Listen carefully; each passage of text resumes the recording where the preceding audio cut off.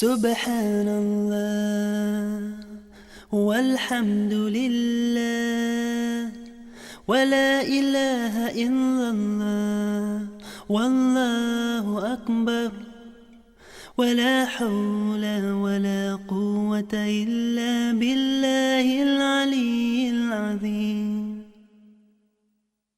Glory be to Allah, all praise to Allah. There is no God but Allah. Assalamu alaikum wa rahmatullahi wa barakatuh. The month of Ramadan is gradually passing by. How many good deeds have you done so far? Do you think you've done enough to earn you Allah's love? I welcome you to another beautiful edition of The Virtuous Woman. My name is Amina Fashola. Today's edition of The Virtuous Woman is a very special one because it has been specially packaged for a special person, and that special person is you. Well, our topic for today is one which has received attention from a lot of people, such that some people even give a subjective view about it. Today we will be exposed to what Islam views about women. Hence, our topic is the status of women in Islam. My guest is right here with me. She is a civil servant working with the Lagos State Judiciary. I know you're eager to meet her, but just hold on a moment. We will be going on a break right now, after which I would introduce her to you and she will tell us what she has for us. وَلْتَكُمْ مِنْكُمْ أُمَّةٌ يَدْعُونَ إِلَى الْخَيْرِ وَيَأْمُرُونَ بِالْمَعْرُوفِ وَيَنْهَوْنَ عَنِ الْمُنْكَرِ وَأُولَئِكَ هُمُ الْمُفْلِحُونَ. ولا تكونوا كالذين تفرقوا واختلفوا من بعد ما جاءهم البينات وأولئك لهم عذاب عظيم. Al-Muminat Organization, a group of pious Muslim women upholding the tenet of Al-Islam premise on Al-Quran and Sunnah of the Holy Prophet. Al-Muminat Organization's activities include weekly and monthly tarbiyah, a gathering where women are sermonized, house to house and mosque to mosque dawah, e-vocational training for empowering women, Unity Day, Al-Muminat Training Forum, ATF, a camping program where women are taught in line with the dictate of Allah and the Holy Prophets. To be part of this laudable and rewarding project, contact Al-Muminat Headquarters at number 1 Thani Olodo Street, Jibowu Bus Stop, Yaba, or send your contributions to the following bank accounts. For more information, call 0802-950-6613 or 0805-531-9534. Al-Muminat Organization, the believing women. Welcome back to the program. It's still The Virtuous Woman. Our topic for today is the status of women in Islam. My guest is no other person but Ajia Bushro Jubril Adeagbo, a civil servant working with the Lagos State Judiciary. Assalamu alaikum, ma. Wa alaikum salam wa barakatuh. You're welcome to the program, ma. Thank you. Okay, ma, let's start with this. When we're talking about the woman, who exactly are we referring to? A woman is the female part of the human race. And Allah subhanahu wa ta'ala has rightly placed her when he talked about her in Quran 4 verse 1. Allah says, "Ya ayyuhan nas taqu rabbakum min nafsin wahida wa khalaqa minha zawjaha," to the rest. Allah says, "O you mankind, you should be careful of your duty towards your Lord, who have created you from a single soul and have created your mate." And that mate is a female. So there is no human existence if there is no woman, there is no female. So the woman, she's the bedrock of a society. Because if there's no female, there's no woman, there won't be regeneration of the human race. The human race would have gone extinct without a woman. Okay. So I'd like you to talk more about how Allah described the woman. The woman has been described lovely by Allah subhanahu wa ta'ala and Islam. Islam has been the only religion that have placed the woman accordingly and are giving her the respect and honor that she truly deserves. Other religion or other tribes talks about Islam in derogatory terms. They classify the woman as an entity that can be inherited as a property. They even describe her as just somebody that cannot attain height, but Allah subhanahu wa ta'ala has placed her in the direction, as in the position that she's enjoying right now. And what are those positions? The position is that a woman can be whoever she wants to be.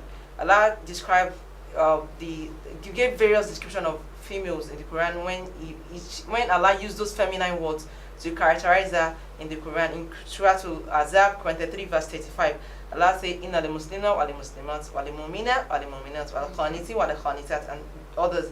Allah mentioned the male and mentioned the female. Inna al-Musliman, O you Muslim male, wal-Muslimat and female. O you Inna al-Mu'minat, O you believer women, men and believing women, and those other qualities as well. So a woman is that person that is meant to stand out in the human race.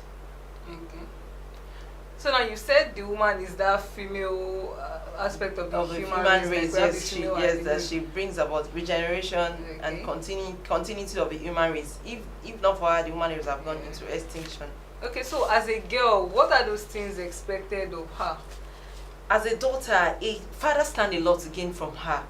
Oh, in what ways? In what way? Yes, Rasulullah said that whoever is able to raise two girls to adulthood without them having any blemish will be like this, interlacing, and that the two of them will be mates in paradise. Even said whoever has even the opportunity to bring about in good manner, whoever has 3 daughters or sister, or 2 daughters or 2 sisters, and live along with them in good manner and has patience with them with regard to them, will enter paradise. So having a daughter is like a gateway to paradise for a father and a mother as well too. That was reported by Abu Dawud and Tirmidhi, and various other hadiths that talked about raising up a daughter. Another said that there will be a sheet for him in fire, from hellfire, whoever raised daughters, that they will serve as sheet for her. So before Islam, in the pre-Islamic era, we see people even in the Arab world where Rasulullah was raised that when people gave birth to children, the females, they start crying, they will bemoan themselves that what loss has befallen them. But Islam has come to eradicate all that. Even in our present world, as in this part of the world, in Africa, the Yoruba, Nigeria as entity, we say that people don't accord females the respect that our, but Islam has come to say that no to that. That as a daughter, that you are like a gateway to paradise for your parents. If they're able to raise you in that manner, you listen to their advice and you listen to their tutelage as well too. Okay, do you know this is a time when people, in some cultures, or let me say some people rebuke women who don't give birth to a male child. So are you saying for those families whereby the woman gave birth to like 5 girls, are you saying it's like 5 opportunities for the father to That's just it. It's gateway to paradise. Wow. Allah says in Surah Shura, Quran 42 verse 49 to 50. Allah said that Lila Imuluku Samawati, that to him belongs the dominion of the heavens and the earth. He said to whomever he wills, he grants females. Allah even puts females, he grants the girl child. And to whomever he wills, he grants the female. And to some people, he grants them both males and female. And to some people, he made them barren. So having a female child should even be a cause of joy. So to those culture, it is out of the fact that it's lack of backwardness, because Islam is civilization. Islam has come to bring about civilization to the world. So having female daughters is a cause of joy for the family. Okay, now let's take a step further. As a wife, what are those things expected of the woman? As a wife, the woman, she's the soulmate of her husband. That is where Allah has described her in Surah Rum. Allah says in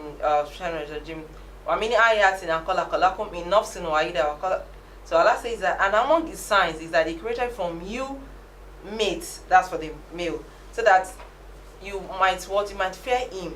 So having as a wife to the husband, the woman is meant to be his backbone, is meant to be his succor, is meant to be his supporter, is meant to be as the husband's supporter, is meant to be his soulmate, such that the husband without her rather, will feel lost.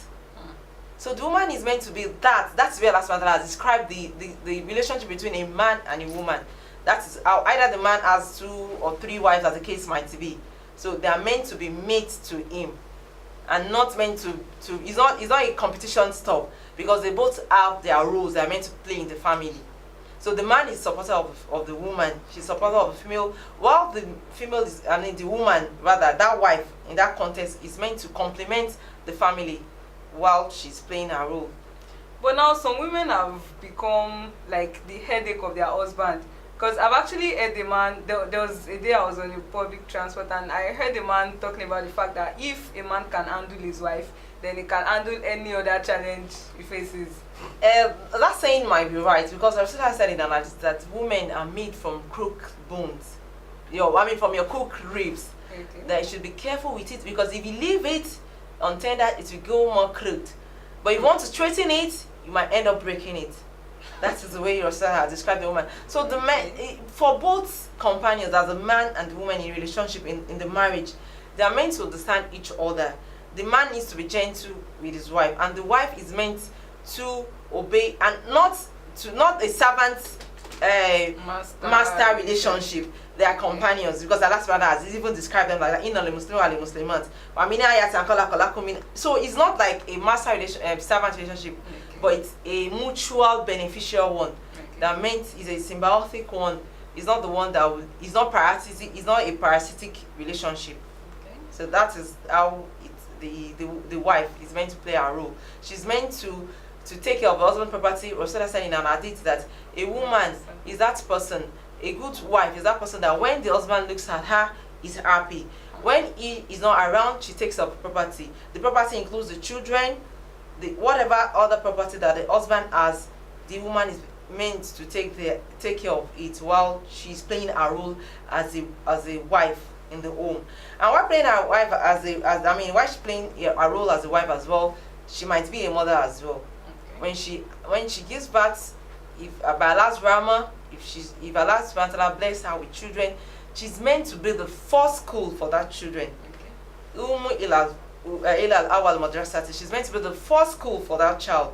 She's meant to train those children into being good representative of a society, because the society now, it's full of various vices. So it was in an hadith that if you want to know how the society is, check the woman.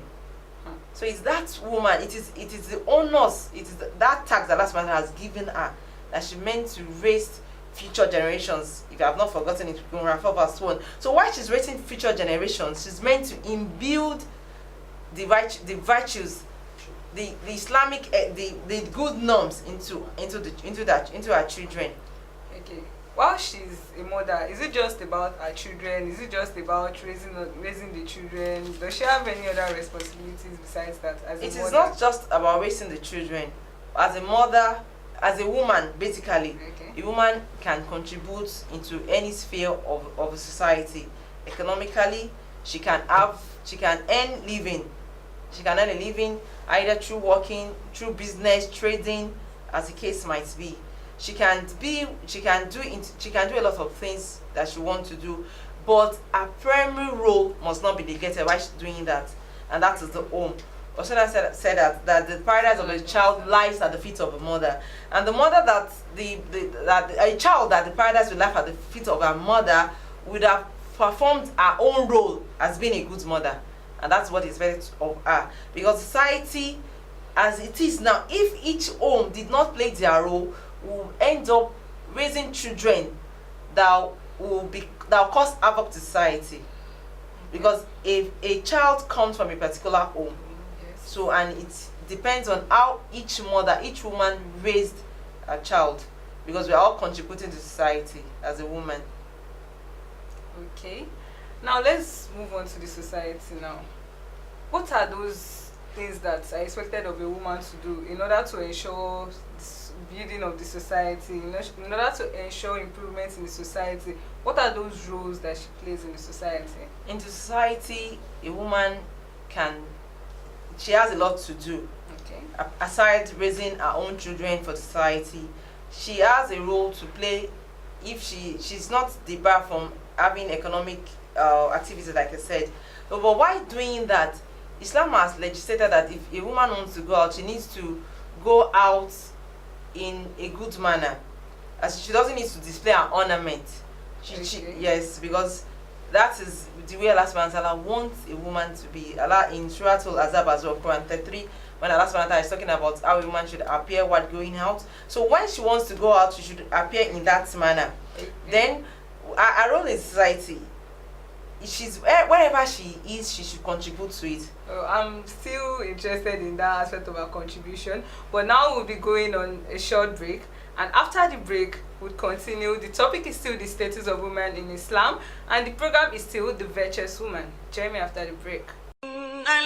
المسلمين والمسلمات والمؤمنين والمؤمنات والقانتين والقانتات والصادقين والصادقات والصابرين والصابرات والخاشعين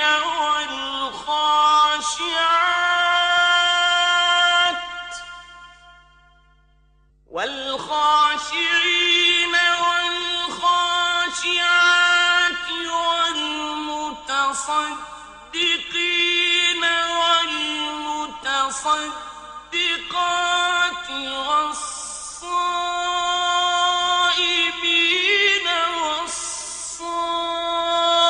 والصائمات والحافظين فروجهم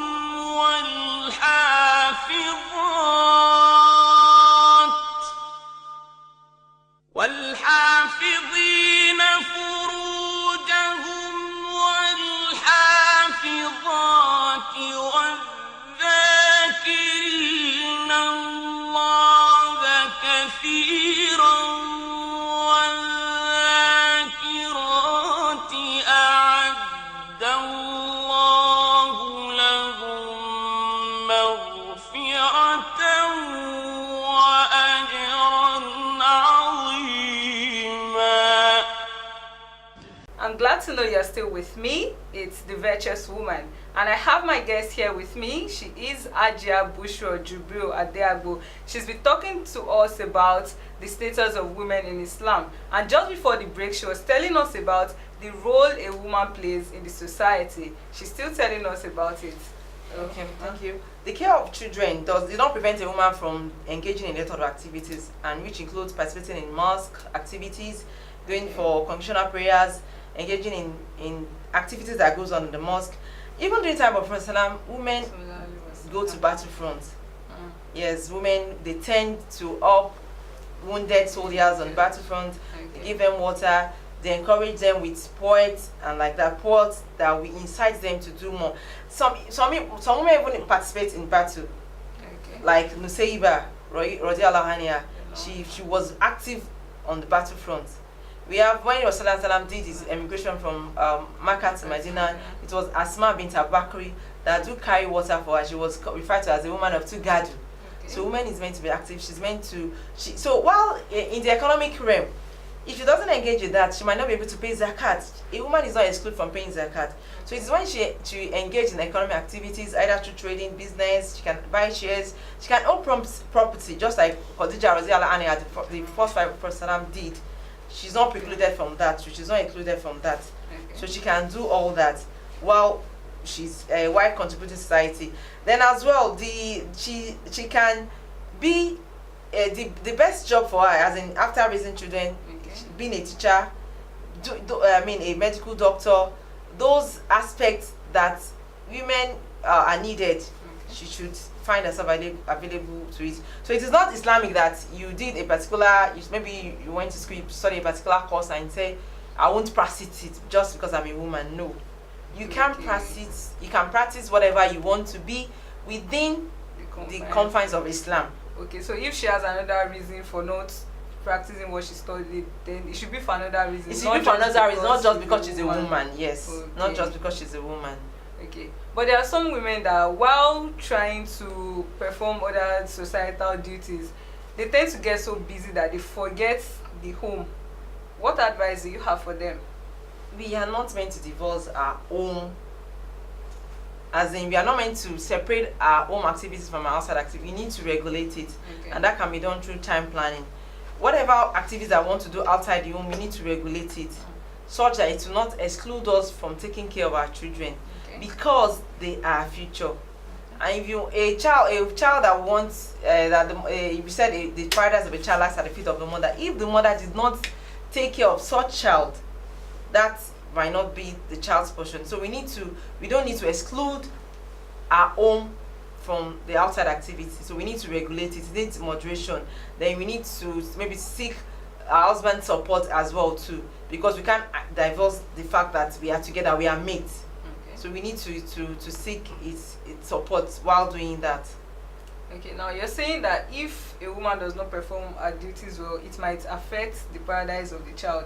And vice versa as well. Okay. A child that we do not raise properly, we seek Allah's intervention on the day of judgment against such parents. Okay. That, oh Allah, these are my parents, they have not played their role on me. So the woman has to she needs to put that into consideration while doing other activities outside the home. Okay, now let's look at, are there some acts that are discouraged by Islam? Like maybe there are some things that Islam does not really like it when women do, some activities that Islam discourages women from partaking in.